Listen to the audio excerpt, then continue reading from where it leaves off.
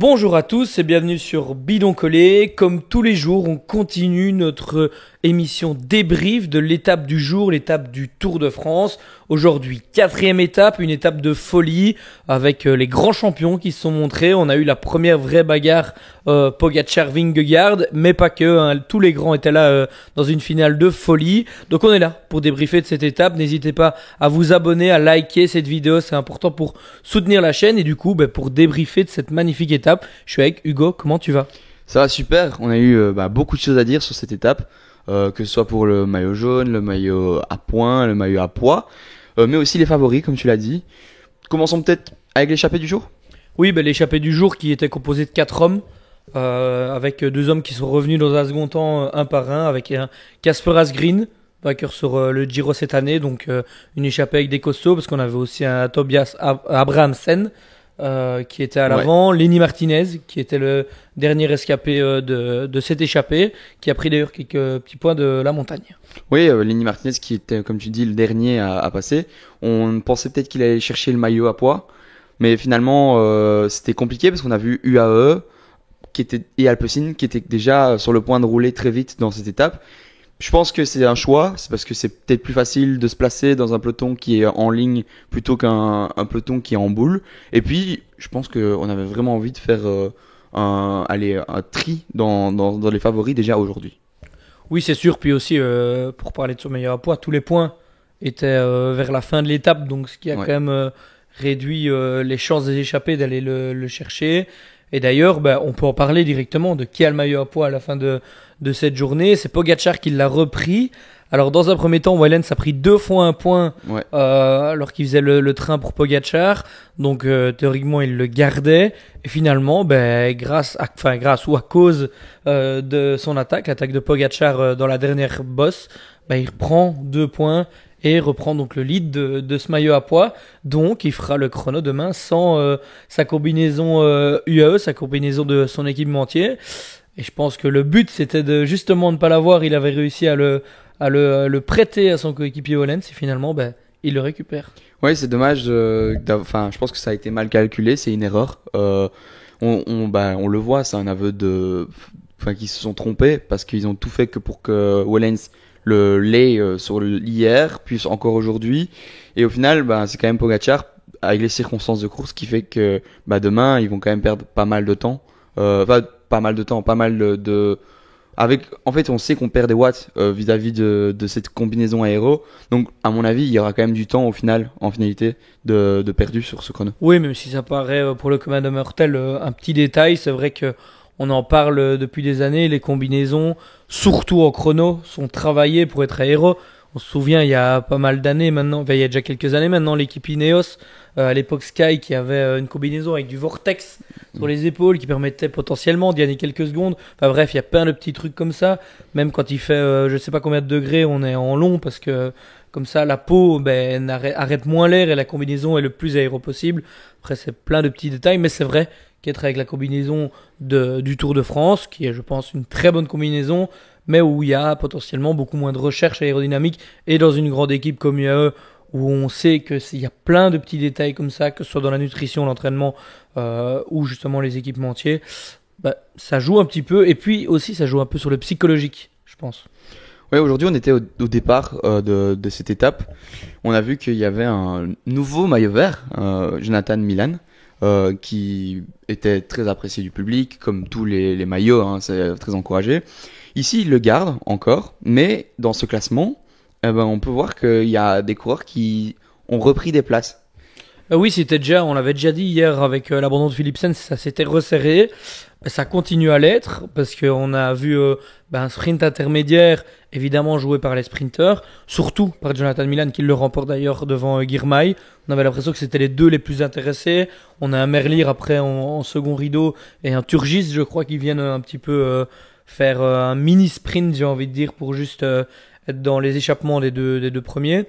Donc et puis il y a ceux du jour, ceux qui étaient à l'avant aujourd'hui à la fin de l'étape, qui aussi prennent des points. Et du coup, on a par exemple un Van Der Poel, un Pogacar, qui sont à 12 petites unités de ce maillot vert, à égalité de points. Et donc ça resserre entre sprinter, puncher et même grimpeur. On sait bien qu'il y a quelques années, on voyait souvent sur la Vuelta des Ouais. des grimpeurs porter le maillot vert, mais plus rarement sur le Tour. Là, ça pourrait être le cas. Et tu crois que potentiellement il va le gagner? Je pense pas, et pour le spectacle, j'espère que non. Il y aura quand même un peu de bagarre chez Sprinter, mais je sais pas, t'en penses quoi? Je pense que Boris nous en parlait dans la preview et je pense toujours que ça va être compliqué. Il y a encore pas mal de moments pour les sprinters et c'est con, mais je vois pas Pogacar aller faire les sprints intermédiaires. Donc il restera que quelques moments en fin d'étape où il pourra aller chercher. Maintenant on a encore par exemple le mur de Bretagne où il y aura des points à aller chercher. Mais par contre je crois plus que Mathieu Van Der Poel pourrait tenter de le faire à un moment donné. Qui on a vu quand même une équipe Alpecin autour de lui.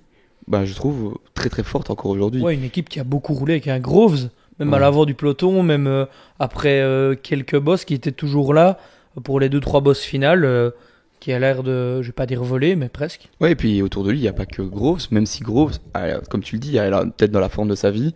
On a Versing, Meurice qui était là aussi.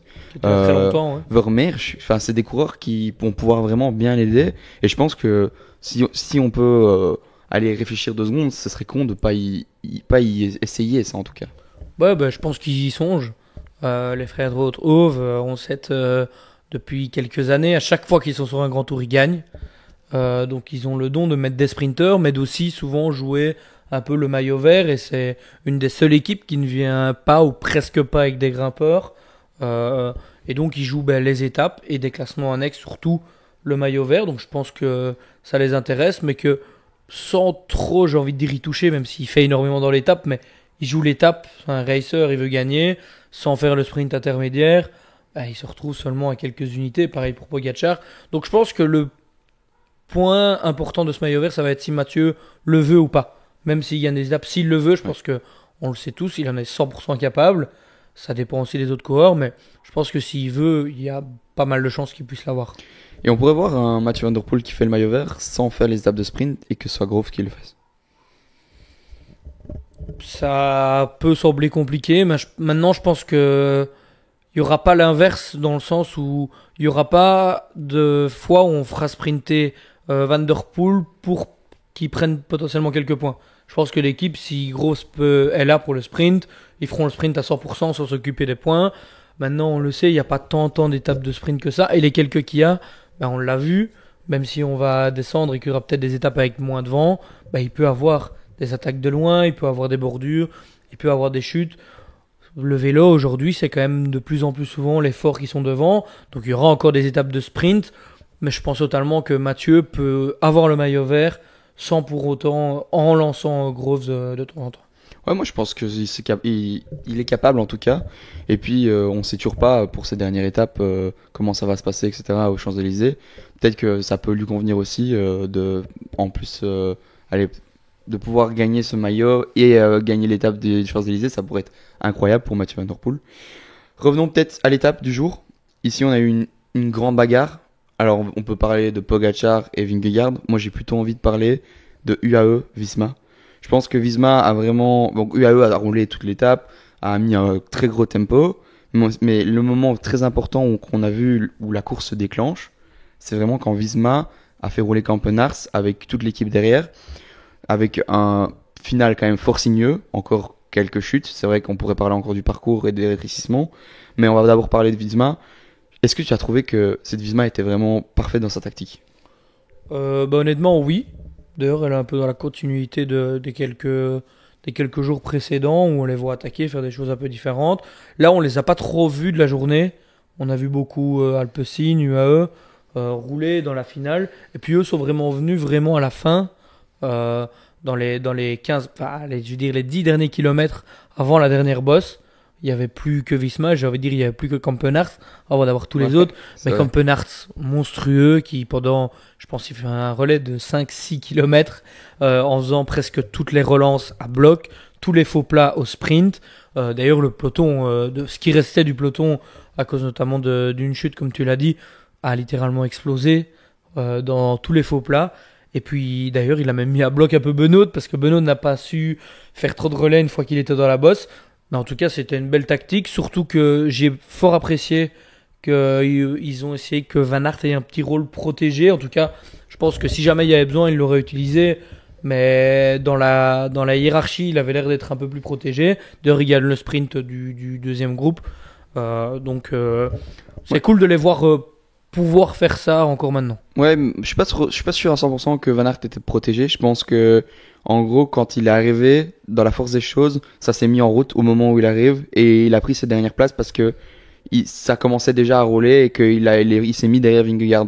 Je trouve juste dommage que Tish Benoît, comme tu l'as dit, a dû remonter pour pouvoir revenir quand Kampenaerts a fait l'effort. Et alors, je pense qu'il s'est mis à bloc. Et parce que c'était vraiment le moment où Kampenaerts a vraiment embrayé et remonter sur un peloton qui est en file indienne, c'est très compliqué. On a même vu Pogačar un peu, enfin pas stressé, mais qui a vu qu'il fallait remonter un peu pour pouvoir pas perdre la roue des Visma. Et dans cette ascension, on a vu donc Almeida faire un très bel effort et aussi Pogačar attaquer, Vingegaard le suivre.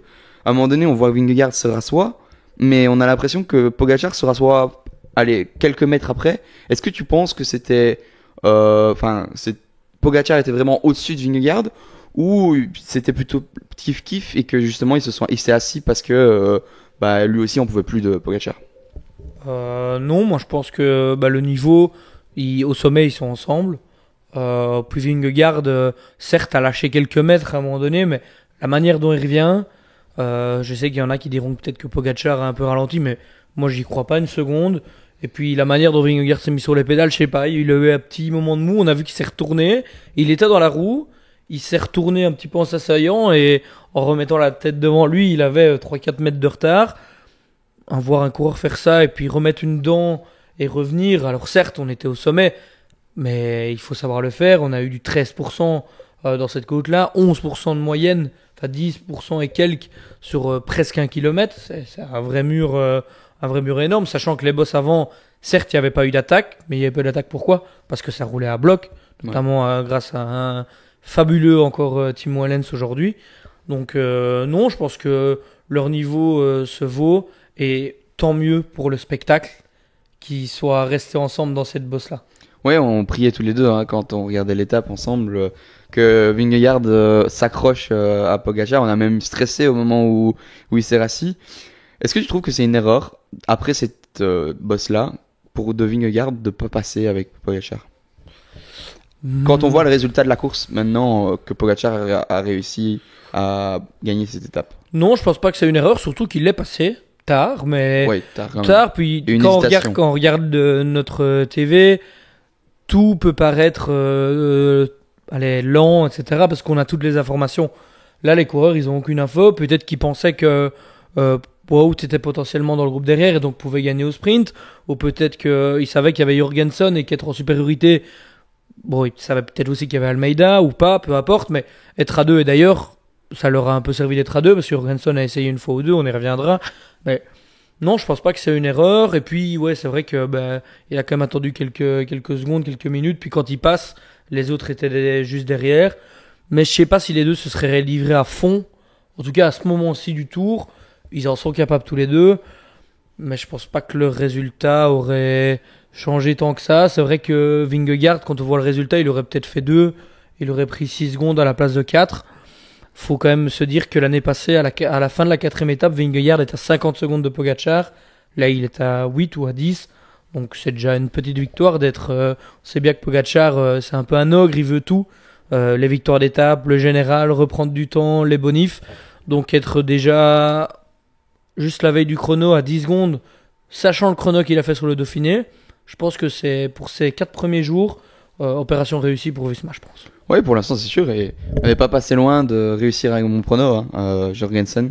C'est dommage, j'espérais, et je trouve qu'il pue la forme, il est vraiment top c'est juste dommage qu'il manque un peu d'explosivité, j'ai envie de dire, parce que des fois on le voit attaquer, on se demande si c'est une attaque ou si c'est je sais pas, je trouve que... Je suis pas trop d'accord avec toi là-dessus, parce que oui, peut-être qu'il a pas trop d'explosivité, mais je pense que tout le monde a été à bloc. Oui, et surtout que c'est des efforts courts, c'est des efforts si lactiques, c'est des efforts où les jambes sont traumatisées parce que on fait une côte à 13% à je sais pas combien de kilomètres heure, alors que ça faisait 15-20 bornes que ça roule à fond.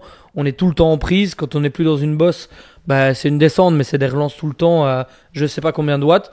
Donc je suis pas d'accord avec toi. Je pense que je l'ai déjà vu assez explosif. C'est pas le plus explosif, mais je pense tout simplement que, comme beaucoup de gens, il était un peu cramos.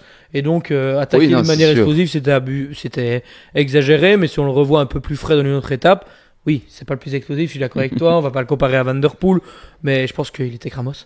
Si tu devais choisir entre les deux, enfin Almeida et Jorgensen, pour toi, qui te semble le plus fort actuellement?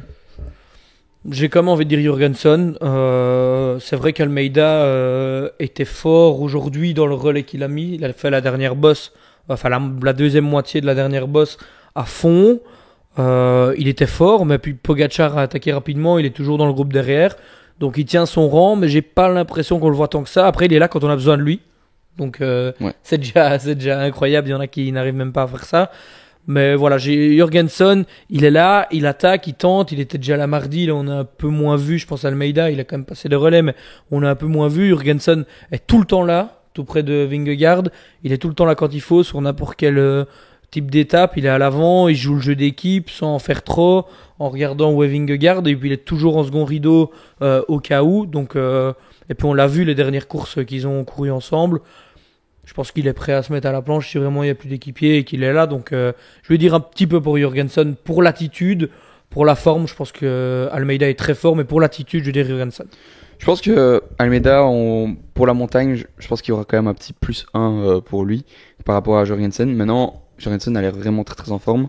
Ils sont l'air même tous les deux plus forts que Remco Evenepoel, j'ai l'impression. Enfin, en tout cas, c'est mon impression parce qu'on est sur un parcours qui convient normalement quand même pas mal à un Remco Evenepoel, plus que quand on sera dans la montagne en tout cas, ça c'est sûr.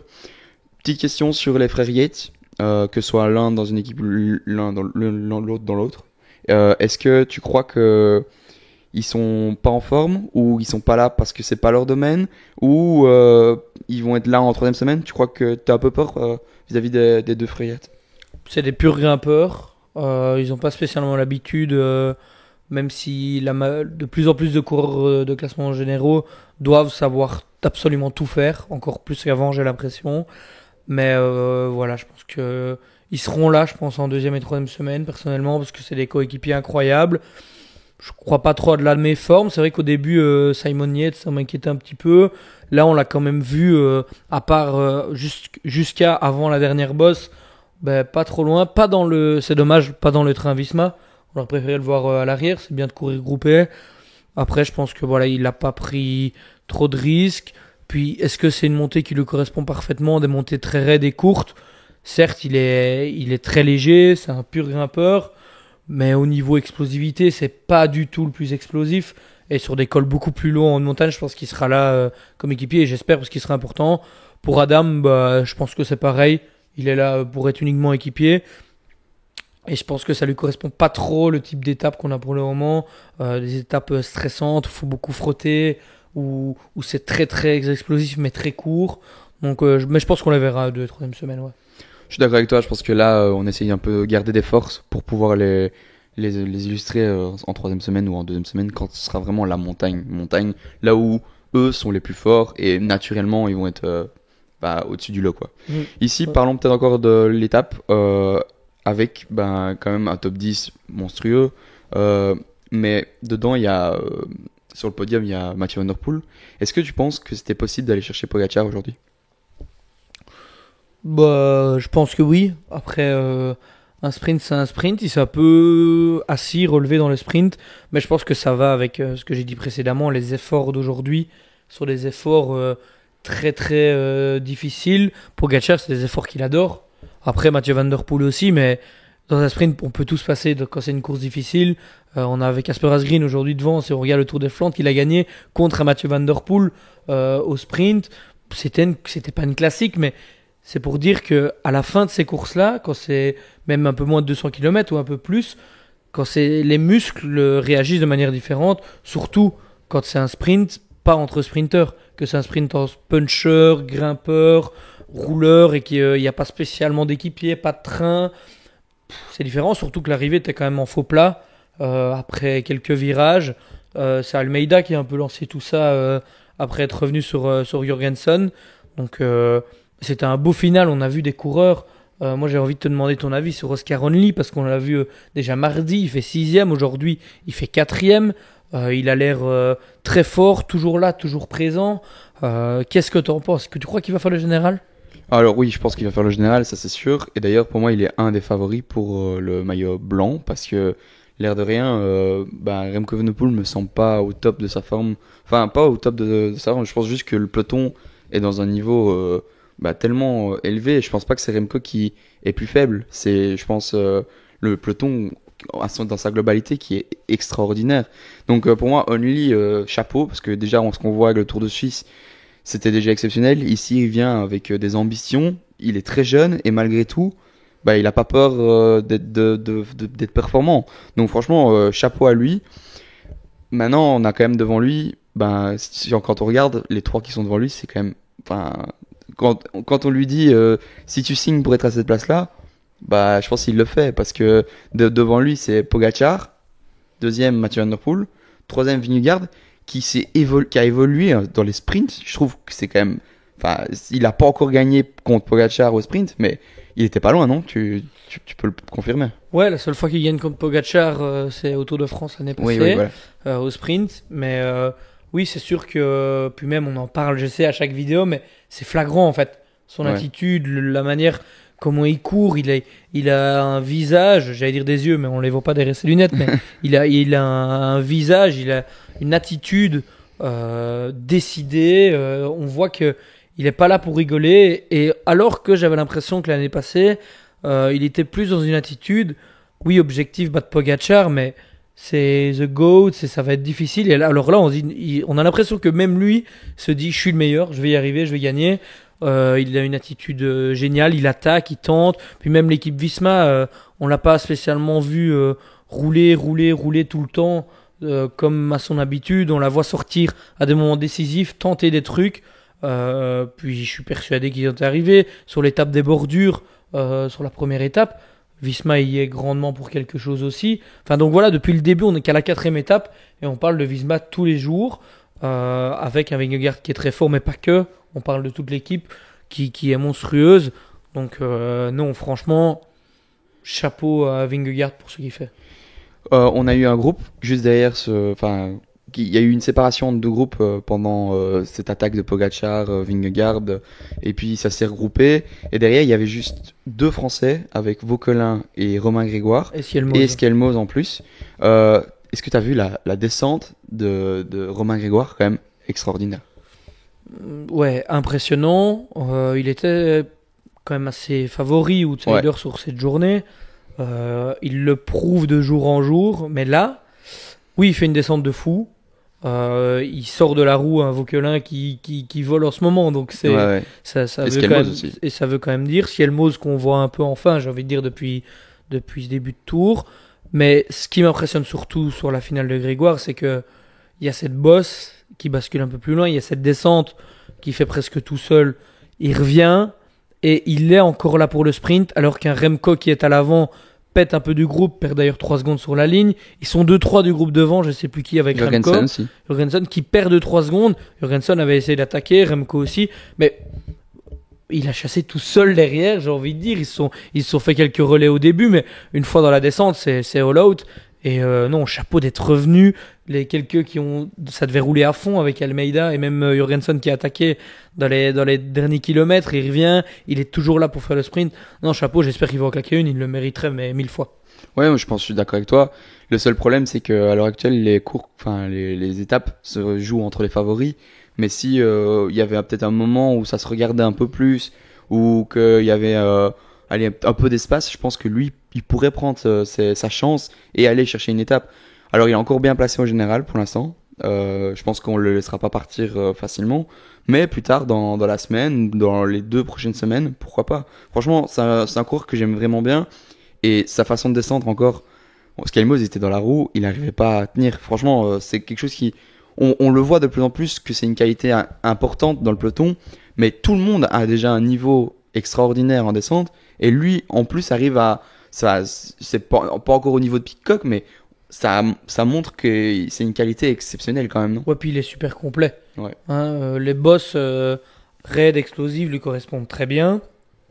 Il sprint très très bien, on l'a encore vu après une course difficile. On le rappelle, il est très jeune, plein de qualités, et je pense qu'on peut le voir sur pas mal de courses en fait. On voit, on parle tout le temps des fantastiques entre guillemets qui peuvent aller partout. Bah, j'ai quand même l'impression que c'est un coureur. C'est du mal à trouver un terrain, ouais, peut-être aller gagner un chrono ou un grand tour, mais j'ai l'impression que s'il se développe, il pourrait même gagner des courses d'une semaine. Et s'il se concentre sur les classiques ou sur des courses d'un jour, il peut faire très très mal. Puis même gagner sur les 3 grands tours, il en est capable. Enfin bref, Ouais. il y a plein de défis, de choses qui sont réalisables. Faut pas mettre la pression trop tôt, comme on le fait malheureusement trop souvent. J'ai l'impression surtout beaucoup en France.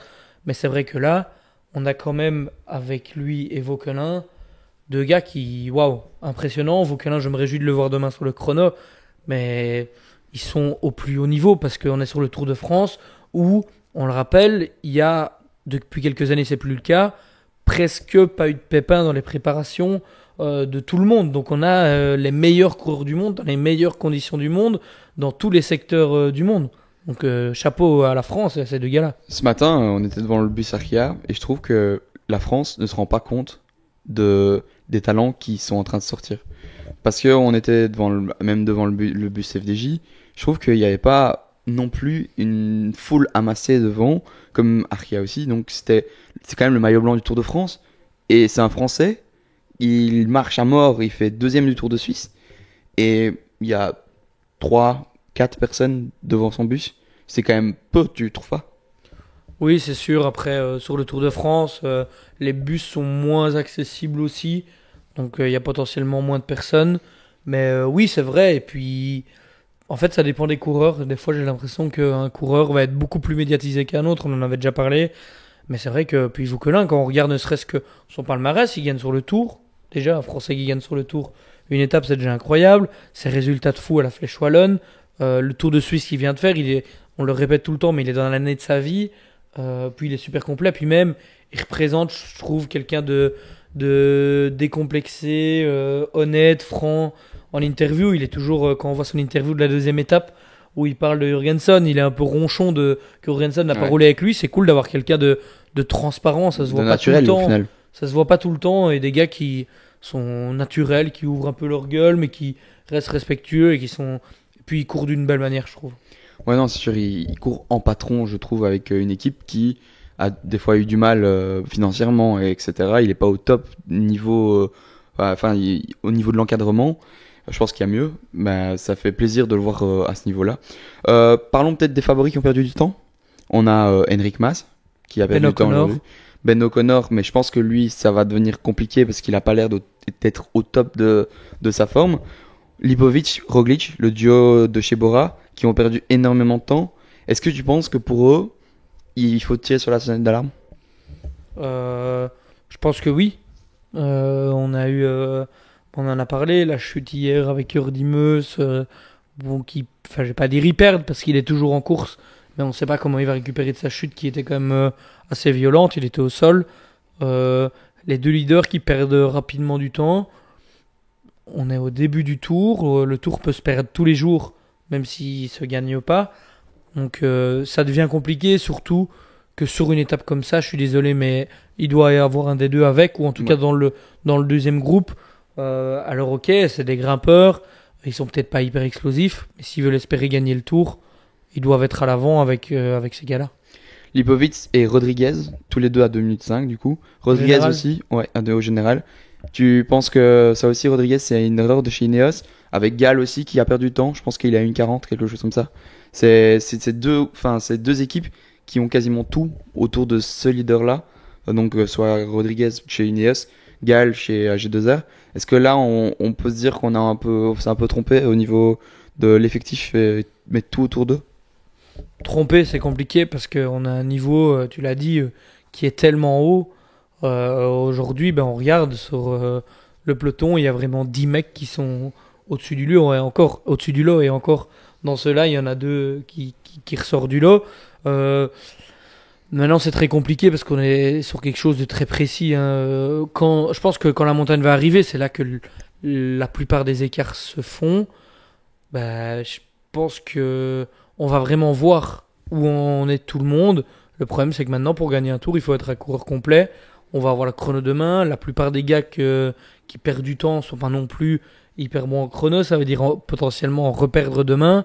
Puis même s'ils sont bons en chrono, Pogacar et Vingegaard et Remco Evenepoel sont peut-être les 3 meilleurs en chrono, surtout que Ghana a abandonné. Donc non, ça paraît déjà mal embarqué. Maintenant, quand on regarde les gars qui y a devant, bah, qui est gagnant d'être là à l'avant? Only. Puis sinon, bah, il y a un peu les fantastiques de qui on parle, ce qui est le mot. Les deux grosses équipes en tout cas. Puis, l'air de rien, bah, Vauquelin qui est encore là. C'est peut-être la bonne affaire pour les favoris. Mas qui est quand même pas trop loin. Skelmos et Remco Evenepoel rentrent dans ce top 10. Donc ils sont quand même présents. Maintenant, comme tu le dis, il y a des coureurs qui vont perdre encore du temps demain. Et je pense que tu fais une super transition pour faire nos pronos pour demain. Déjà, est-ce que tu crois que Remco Evenepoel va remporter cette étape? Je pense que oui. Ça lui ferait du bien, ça ferait du bien à l'équipe. C'est le moment. Aujourd'hui, j'avais l'impression qu'il était un peu juste, mais demain, c'est uniquement du plat, du chrono, de la vitesse. Ce qu'il aime, surtout là où l'aéro est le plus important. On sait bien que l'aéro en chrono, c'est vraiment son point fort. Sa pénétration dans l'air est vraiment optimale. Donc j'espère qu'il va gagner. Je le mets comme mon favori. Quand même, je vais pas prendre trop de risques aujourd'hui pour demain. Mais voilà, le seul truc que j'aimerais bien, c'est que Kevin Vauquelin fasse le chrono de sa vie. Et moi aussi. Maintenant, faut quand même. Aujourd'hui, il était peut-être un peu juste, même il revient, il finit à quelques secondes. Mais faut pas oublier qu'il est tous les jours à l'avant depuis le début. Il était dans la bonne bordure, il était à l'avant mardi où il a pas arrêté d'attaquer. Et puis après, on arrive troisième étape au sprint. Aujourd'hui, il est encore devant. Donc en fait, il n'y a pas un jour où il est pas soit dans le même temps que le vainqueur ou à quelques secondes. Et on ne sait pas non plus où il était dans la file du peloton quand le peloton était vraiment en ligne avant de monter la côte. Donc je trouve qu'il y a peut-être eu un gros effort à faire avant. On n'a pas toutes les informations non plus. Donc je pense qu'il pourrait faire un très bon chrono. En plus, il roule très très bien chrono. Mais malheureusement, il y a aussi donc les favoris, comme tu as dit, Pogacar, Vingegaard, Remco, c'est des monstres en chrono aussi. Mais il y a Almeida, Jorgensen, c'est quand même pas des peintres non plus là-dedans. Ils sont même des qualités premières de Jorgensen. Almeida, très très fort aussi.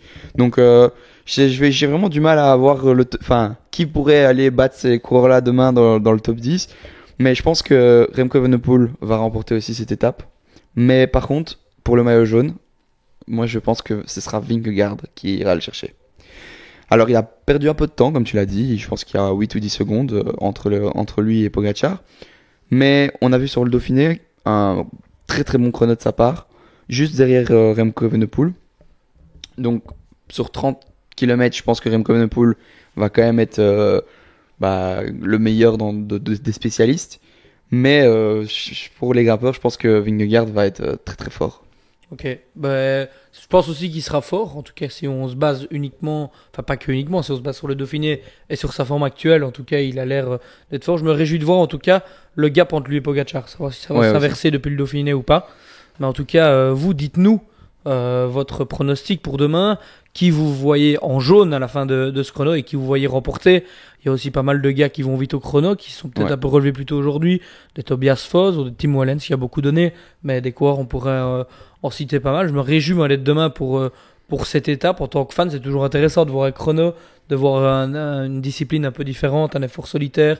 Là, ce sera pour les purs rouleurs, 27 km, tout plat. Donc je me réjouis de voir ça. Donc n'hésitez pas à vous abonner, à laisser un commentaire, un like et d'aller nous suivre sur nos réseaux sociaux, sur Instagram, Bidon Collé. Ça nous aide aussi beaucoup et on essaye de faire un maximum de contenu. Moi, ce que je vous dis, c'est à demain pour le prochain débrief. Ciao.